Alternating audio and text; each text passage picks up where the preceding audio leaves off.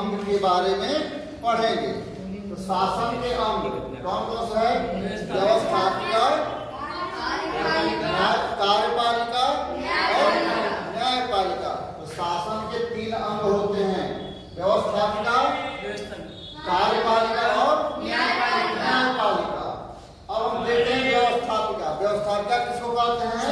और संसद को कहते हैं। व्यवस्थापिका को विधायिका भी कहा जाता है। क्या कहा जाता है? विधायिका।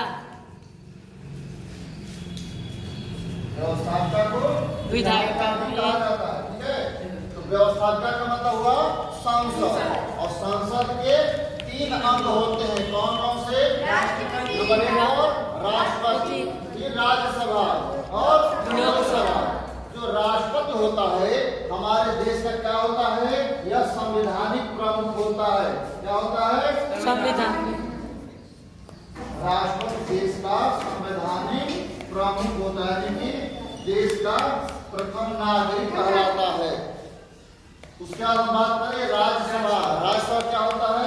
राज्यसभा एक उच्च सदन होता है और स्थायी सदन।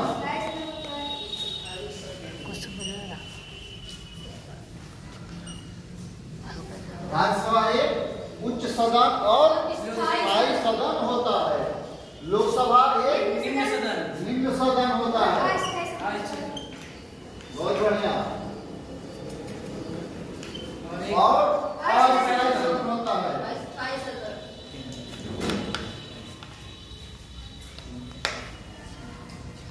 राष्ट्रपति जो है देश का संवैधानिक प्रमुख होता है।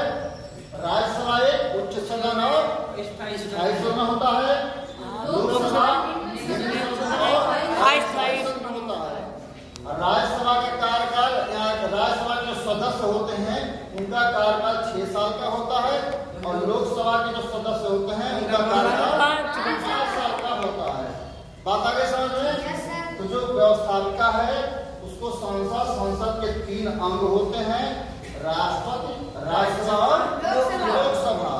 जब भी कोई कानून बनाना होता है तो सबसे पहले बिल जो है संसद के ये दोनों सदन, संसद के 2 हाउस हैं, कौन कौन? राज्यसभा और लोकसभा। तो संसद किसी हाउस में कोई भी बिल जो है लाया जाता है, प्रस्ताव कानून बनाने का लाया जाता है।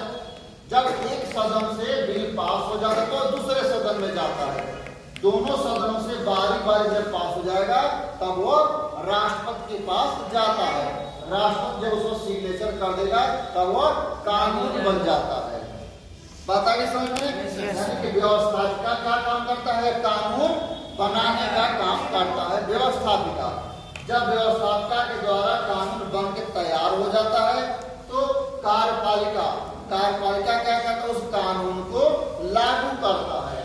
जब बात करें कार्यपालिका, कार्यपालिका का मतलब होता है मंत्रिपरिषद। मंत्रिपरिषद में 3 तरह के मंत्री होते हैं।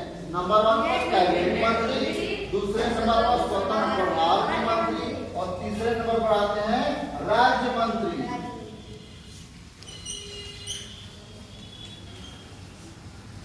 तो मंत्रिपरिषद में 3 प्रकार के मंत्री होते हैं।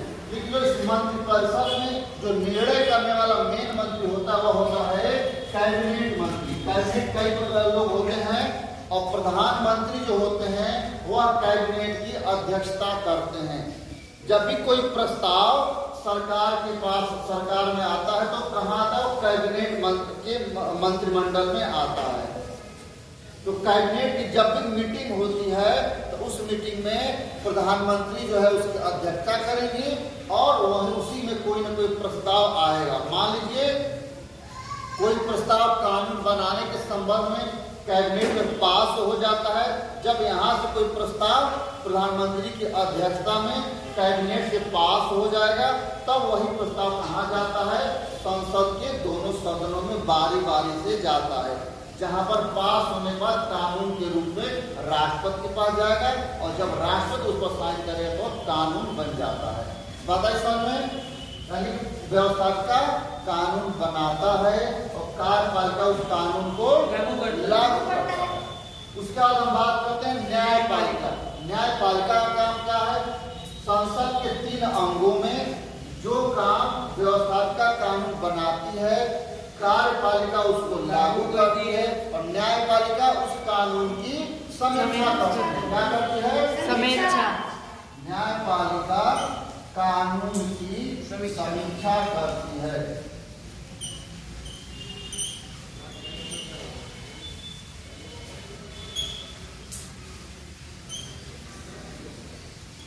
और क्या करती है न्यायपालिका?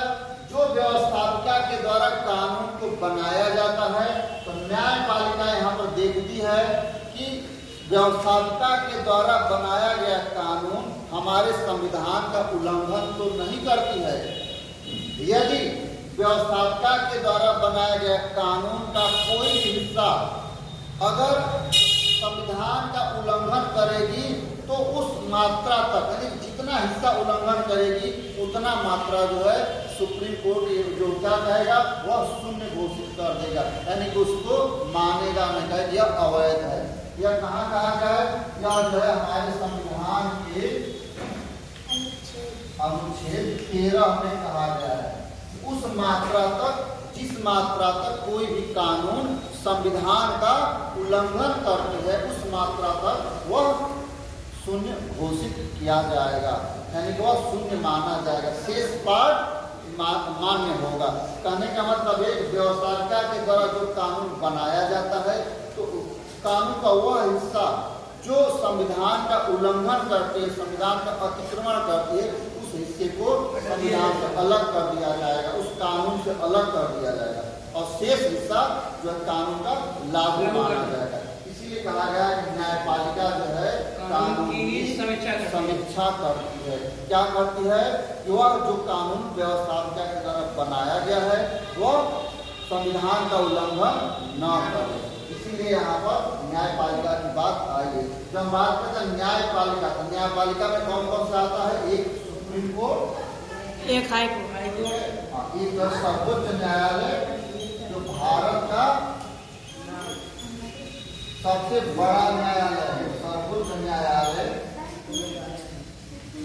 और हर राज्य कहाँ पर है?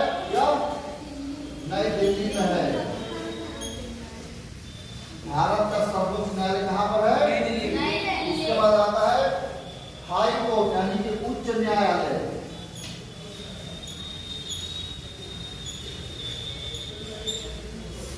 उच्च न्यायालय कहाँ पर है?